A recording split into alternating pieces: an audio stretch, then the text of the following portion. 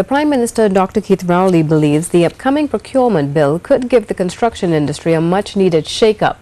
The Prime Minister believes that if the bill is passed, it could create healthy competition within the industry to the country's benefit. Peter Christopher reports. The Prime Minister says the Procurement Bill could very well be the game-changer the construction industry needs. But I'm anxiously looking forward to the coming of the procurement legislation, because if we operate that piece of legislation properly, and I expect that it would be implemented within the first half of the 2017, what it will do, hopefully, is to give a greater role to competition and openness.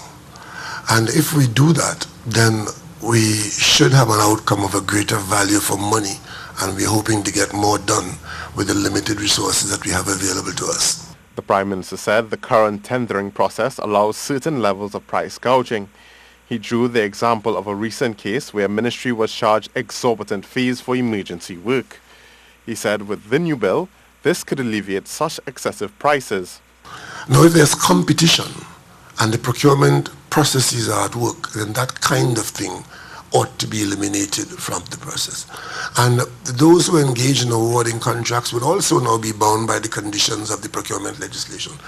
So it is in those areas that we expect to see the benefits of competition. Dr. Rowley also used the JCC seminar to appeal to the private sector to partner with the Housing Development Corporation to stimulate the housing market. He explained that with government revenue down, the government can no longer provide the investment needed to satisfy housing demands in the country. The housing program is a necessity.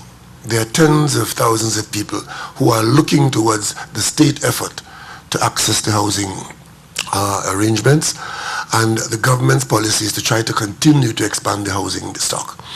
And the government does not have the cash reserves we had before, up to 2009, where the Ministry of Finance was funding approximately a $2 billion per year construction program, which was being done by contractors. He said as a result of these issues, low-cost housing has become a thing of the past, but a public-private partnership could pave the way for affordable housing. Peter Christopher, C News.